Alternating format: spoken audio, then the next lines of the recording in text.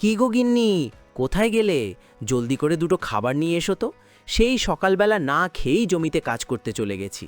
এখন যে খিদের জ্বালায় পেটের ভেতরে ছুঁচো দৌড়াচ্ছে, উফ, আর সহ্য হচ্ছে না। মনে হচ্ছে এক্ষুনি জ্ঞান হারাবো। জলদি করে এসো। ওগো, এই নাও, আর দেরি করো না, ঝটপট এই লাঠিটা হাতে নাও। তোমার পেটের ভেতর যে পাজি ছুঁচোগুলো দোলাদড়ি করছে, সেগুলোকে এই লাঠি দিয়ে একটা একটা করে পিটিয়ে মেরে ফেলো তো দেখি, নইলে ওইগুলো তোমার পেটের নাড়ি ভুঁড়ি সব চিবিয়ে খেয়ে ফেলবে গো। হায় রে কপাল, এ আমি কার পল্লায় পড়লাম গো? পেটে খিদের জ্বালায় কথা মুখ দিয়ে বেরোচ্ছে না, আর এই পাগলি কিনা হাতে লাঠি দিয়ে বলছে পেটের ছুঁচো মারতে। এই বোকা বউকে নিয়ে আমি কিভাবে সংসার করব কে জানে বাবা। শেষে কিনা একটা বোকা বউ বিয়ে করে নিজের কপালে নিজেই কুড়ুল মারছি। হায় হায়, আমার জীবনটাই বুঝি একেবারে শেষ হয়ে গেল। ও মা, আমি আবার কি দোষ করলাম? তুমি এত রেগে যাচ্ছ কেন? আমি তো তোমার ভালোর জন্যই ছুঁচোটাকে মারতে একটা লাঠি নিয়ে এসেছি। তুমি আর দেরি না করে এক্ষুনি লাঠি দিয়ে তোমার পেটের ছুঁচোটাকে মেরে ফেলো তো।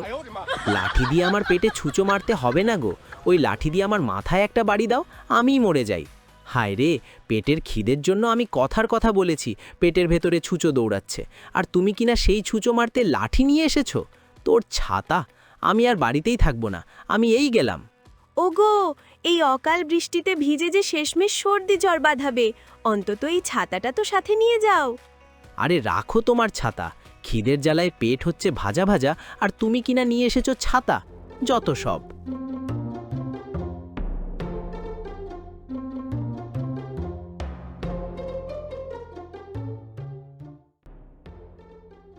আরে রতন দাদাজি, বলি ব্যাপারখানা কি?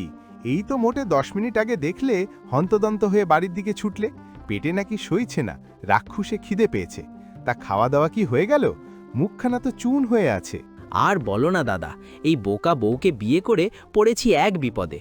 আমি খিদের জ্বালায় বলেছি, ওগো বউ, খিদের জ্বালায় পেটের ভেতরে ছুঁচো দৌড়াচ্ছে, আর সে কিনা আমার জন্য একটা লাঠি নিয়ে এসেছে সেই ছুঁচোকে মারতে।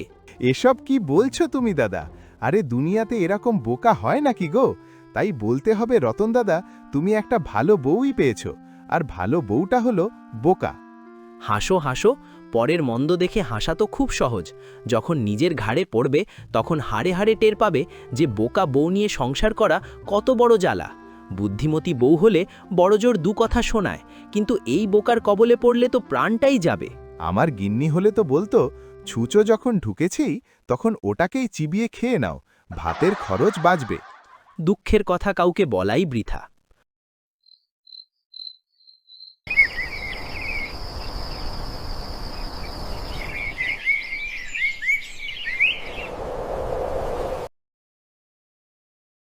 হে মাছওয়ালা, ভালো দেখে একখানা টাটকা রুই মাছ দাও তো দেখি। খিদের জ্বালায় তো আজ প্রাণটা বেরিয়ে যাচ্ছিল। গিন্নির বুদ্ধিতে তো আর ভাত খাওয়া হলো না। আজ বড় দেখে রুই মাছ দিয়েই ভুঁড়ি ভোজ সারব।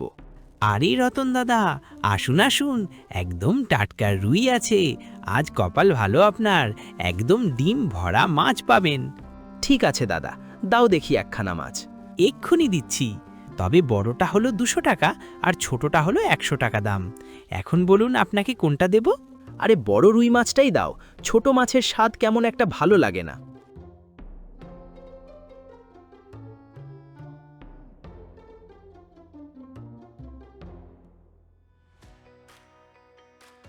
এই নাও বড় রুই মাছ, দেখেই তো চোখ জুড়িয়ে যাচ্ছে। যাও জলদি রান্নাটা সেরে ফেলো। আর শোনো, বড় মাছের ব্যাপার তো, একটু দেখে শুনে রান্না করো, বুঝেছো?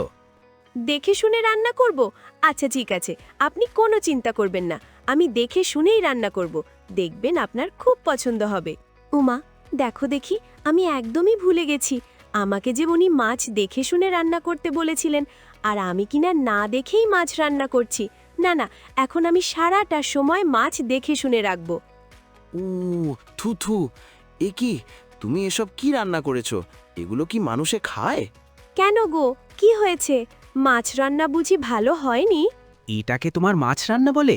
ছি ছি ছি ছি ছি, তোমাকে আমি কিভাবে রান্না করতে বলেছি আর তুমি কি করে নিয়ে এসেছো? এটা তো রান্না হয়নি, এটা তো শুধু মাছ সেদ্ধ করে নিয়ে এসেছো।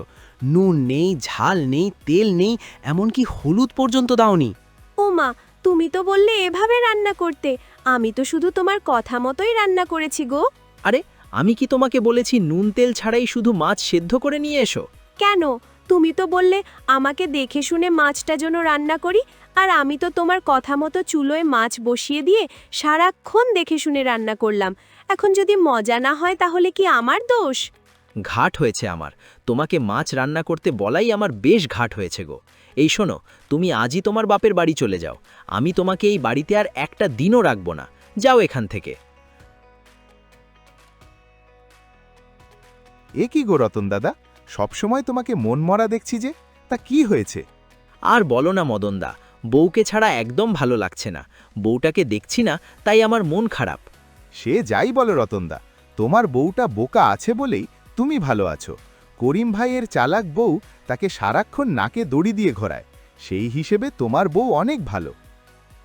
আজ বৃষ্টির দিনে একটু গরুর মাংস কষা হলে পেট ভরে ভাত খেতে পারতাম। বউটা থাকলে রান্না করত। যাই, ছাতাটা নিয়ে বউকে ফিরিয়েই আনি। আহা, কি স্বাদ! মা, বলতেই হবে, আজকের মাংস রান্নাটা একদম অমৃত হয়েছে গো। এমন স্বাদ আমি অনেক দিন পাইনি।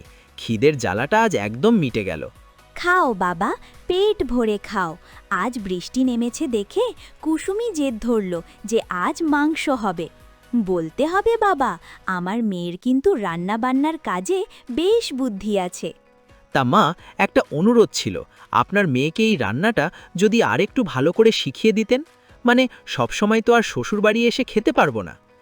আরে কী সব বলছো বাবা, এই মাংসটা তো তোমার বউ নিজে নিজে করেছে। আমার মেয়েকে একা একা রান্না করতে দিলেই ও অনেক ভালো রাঁধে, আর যদি আমরা কিছু একটা শিখিয়ে দিই তাহলেই ও উল্টোপাল্টা করে ফেলে। কি? আমার বউ রেঁধেছে? ও বউ, তুমি সত্যি করে বলো না, এই মাংস রান্নাটা তুমি করেছো? আমার যে বিশ্বাস হচ্ছে না গো। আজ থেকে তুমি তোমার মন মতো রান্না করবে। আমি কখনোই তোমাকে কিছু বলবো না। চলো বউ, আমরা আজই বাড়ি ফিরে যাই।